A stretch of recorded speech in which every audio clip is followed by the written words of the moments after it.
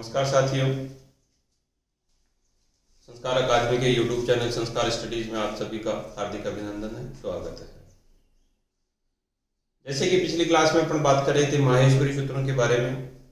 माहेश्वरी सूत्रों के बारे में मैंने आप लोगों को बताया कि इनकी संख्या चतुर्दश होती है। सामान्यतया प्रश्न यही बनता है वहां से कि माहेश्वरी सूत्रों की संख्या कितनी है।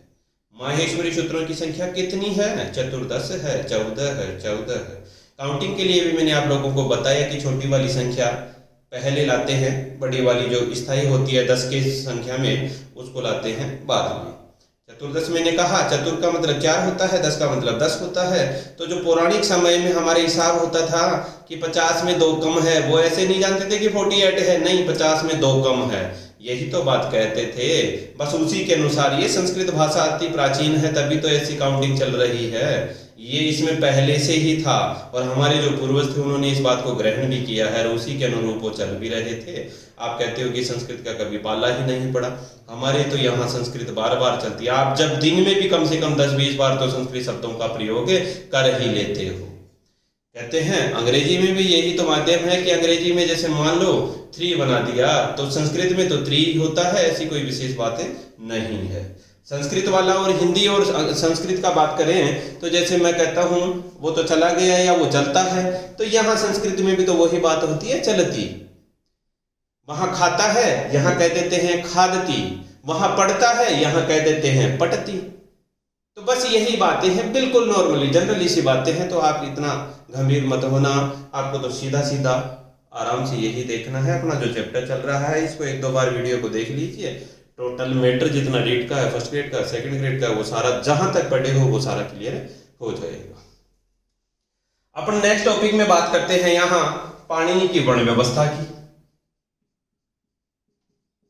पाणिनि की वर्ण व्यवस्था, यहां से मोस्टली एक प्रश्न बनता ही बनता है प्रश्न, किसी भी लेवल में हो। ये थोड़ी कह रहा हूं कि आपके तो रीट में ही यहां से प्रश्न आ जाए, कल को कहोगे कि प्रश्न बना ही नहीं, आपने तो कहा था, ये वाली बात नहीं है। लेकिन यहां से मोस्टली प्रश्न देखने को मिलता है, तो इसीलिए मैं कहता हूं कि पाणिनि की जो वर्ण व्यवस्था है, मैंने आपको कहा था कि 9 स्वर और 33 व्यंजन, 9 स्वर प्लस 33 व्यंजन, कुल मिलाकर के हुआ 42। ये तो सामान्य वर्णों की संख्या,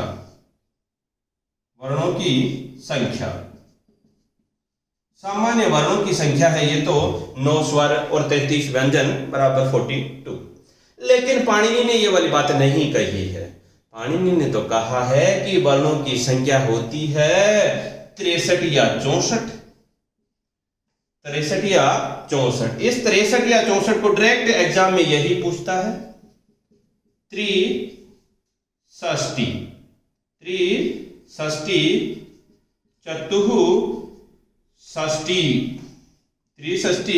चतुःषष्टि वा। ध्यान रखना है, मैंने अभी काउंटिंग का जो नियम बताया है आपको, छोटी वाली संख्या को पहले ले आओ और जो बड़ी वाली संख्या है वो उसको बाद में ले आओ। जैसे 60 है, यहां देखो आप लोग 60 को कहते हैं षष्ठी, 60 को कहते हैं षष्ठी। और यहां पर इसके आगे हैं 3, तो 3 को कहते हैं त्रयः। तो कुल मिलाकर के बात हो गई कि त्रिषष्टि चतुर्षष्टि व, त्रयषष्टि चतुर्षष्टि व, त्रयषष्टि चतुर्षष्टि व। ये वाली बात आप लोगों को ध्यान रखना है। त्रयषष्टि चतुर्षष्टि व, ये वाली बात ध्यान रखना है। छोटा और बड़ा, आगे और पीछे, बस इसका ध्यान रखना है। यहां पर देखिए कि स्वर और व्यंजन तो होते ही 42 है, द्विचत्वारिंशति ही होते हैं। ये पाणिनि जी ने क्या कर दिया ऐसा कि 63 और 64 बता दिए।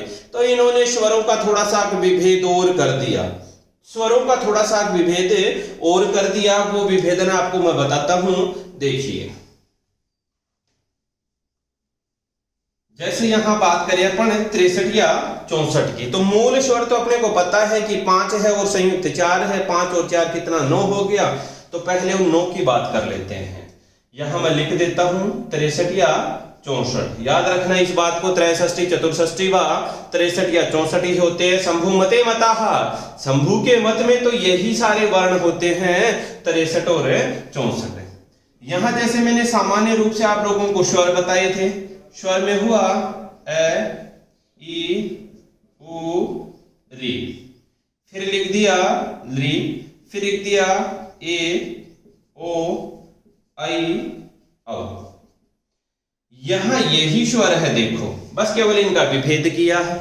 यहां देखिए अ ई उ री 4 स्वर है अपने पास, फिर यहां बात की अपने री की, फिर यहां बात की ए ओ आई औ की। कुल मिलाकर के टोटल कितना हुआ? 9 ही तो है अपने पास से, कोई बात नहीं, इन 9 का विभेद किया है उन्होंने। पाणिनि जी ने कहा है कि प्रत्येक स्वर 3 प्रकार का होता है, प्रत्येक स्वर 3 प्रकार का होता है। अब प्रत्येक का मतलब ये 9 है, इनके भी शायद मतलब विभेद होते हैं। यहां देखो मैं ए की बात करता हूं, ये जो ए होता है वो कितने प्रकार का होता है? 3 प्रकार का। ए 3 प्रकार का होता है, एक ऋष्व होता है, एक दीर्घ होता है, एक प्लुत होता है। मतलब एक तो ऋष्व हो गया, एक दीर्घ हो गया और एक प्लुत हो गया। अब सुनना, ये जो 3 कैटेगरी, ऋष्व का मतलब छोटे वाला, दीर्घ का मतलब बड़े वाला और प्लुत का मतलब उनसे भी बड़ा। सबसे कम समय लगे वो तो होता है ऋष्व, ऋष्व से उच्चारण में अधिक समय लगे वो होता है दीर्घ, और दीर्घ से भी और ज्यादा समय लगे उच्चारण में वो होता है प्लुत। अब इनको समझ लो एक बार, फिर तभी तो बता पाओगे कि ये व्यंजन का विभेद कैसे किया है। यहां जब भी मैं ऋष्व की बात करूं तो डायरेक्ट आप कह सकते हो ये रहा, ठीक है। फिर जब भी मैं बात करूं दीर्घ की तो आप कहोगे ये रहा। फिर जब भी मैं बात करूं प्लुत की तो ध्यान रखना, वर्तमान समय में प्लुत के लिए किसी भी स्वर के आगे ऐसे वाला चिन्ह होता है, वो ही प्लुत कहलाता है। ये वाला चिन्ह प्लुत कहलाता है। अब कह सकते हैं कि ए कितने प्रकार का? 3 प्रकार का हो गया ना, ऋष्व हो गया, दीर्घ हो गया और प्लुत हो गया। अब आप लोग ये सोच रहे होंगे कि इनमें यही क्यों रखे, उसे आ को, ई को, ऊ को क्यों नहीं रखा? क्योंकि ऐसे तो दीर्घ होकर के आप बना है, ई से दीर्घ, ई ऊ से ऊ बना है, अतः इनको मूल स्वर में नहीं रखा जाता है। अब सोचो, अगर मैं कहूंगा कि ए के कितने हैं? 3 हो गए ऋष्व दीर्घ प्लुत, फिर मैं कहूंगा ई के भी कितने हैं? ऋष्व दीर्घ प्लुत 3 हो गए, ऊ के भी ऋष्व दीर्घ प्लुत 3 हो गए और री के भी ऋष्व दीर्घ प्लुत 3 हो गए। अब बताओ, यहां इनको जोड़ देता हूं ऊपर वाले 4 को, तो 3 और 3 6 और 3 और 3 12, तो कुल मिलाकर के और पहले जो मूल स्वर है उनकी संख्या कितनी हुई? आप खुद ही देखो, 4 तो ये खुद है और प्रत्येक के भाग हैं 3, तो बराबर कितना हुआ? 12। 4 तो खुद हैं, अब मैंने कहा 3 तो ए के, 3 ई के, 3 ऊ के और 3 री के। यही कुल मिलाकर के अपने पास भेद हुए कितने?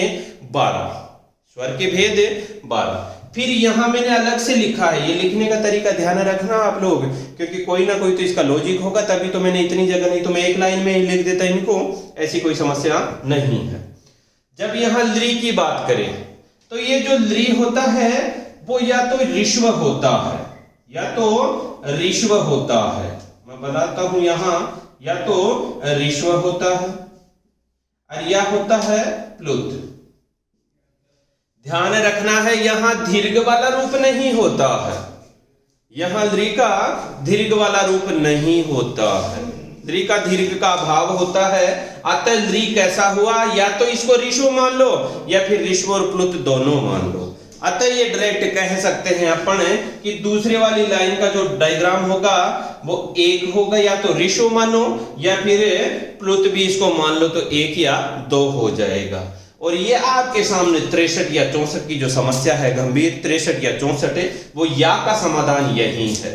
या का समाधान यही रखा गया है आपके सामने कि 63 और 64 जो वर्ण होते हैं उनकी समस्या क्या है, क्यों या लगाया जाता है। बस यही कारण है यहाँ कि जब मैंने ऑब्लिक में 1/2 लिखा है तो ध्यान रखना या का समाधान यही है। अगर इसको 1 मानते हैं तो 63 हो जाएगा, अगर इस ली को 2 मानते हैं तो 64 हो जाएगा। ये वाली बात आप लोगों को ध्यान में रखना है। फिर बात करते हैं अपन इनकी ए की, ओ की, आई की, औ की। मैंने कहा था इनका क्रम हमेशा नित्य ध्यान रखना है आपको। क्रम का क्रम से मतलब यही है कि ये एक बार पूछा हुआ प्रश्न है ए ओ आई औ या ए आई ओ औ, कौन सा सही है? पाणिनि ने जिसका प्रयोग किया वही तो सही होगा। अब देखते हैं यहां पर ये जो ए है, ओ है, आई है, औ है, ये संयुक्त स्वर है। इनका भी विभेद मैं बताता हूं, एक का करके बताता हूं आप लोगों को कि यहां ध्यान रखना है कि ये 2 ही भेद वाले होते हैं। कौन सा? एक दीर्घ का हो गया और एक प्लुत का हो गया। यहां लिख देता हूं दीर्घ का। यहां ऋष्व का अभाव होता है। क्या होता है? ऋष्व का अभाव होता है, क्योंकि छंद वगैरह में भी आपने देखे होंगे कि एक मात्रा पे भी गुरु ही होता है और 2 आई वाला भी गुरु ही होता है। तो ये वाली बात आपको विशेष ध्यान रखनी है। मोस्ट इंपोर्टेंट बात है कि इनमें किसका अभाव होता है? ऋषु का। इसमें किसका अभाव होता है? दीर्घ का। इनमें सब कुछ पाया जाता है। बस यही वाली बात आप लोगों को ध्यान रखना है कि यहां से 4 गुणा 3 बराबर 12, 1 या 2। अब मैंने कहा ऋषु का अभाव है तो कितना? एक कितने प्रकार का? एक प्रकार का और एक प्रकार का। एक और एक कितना हुआ? 2 हुआ। तो यहां कह सकते हैं कि ये भी 2। फिर कहूंगा ओ कैसा? ओ भी ऋषु नहीं होता है तो ये तो ओ का हो गया। फिर कहूंगा आई, इसमें भी ऋषु नहीं होता है तो ये भी 2 ही प्रकार का तो होगा ना।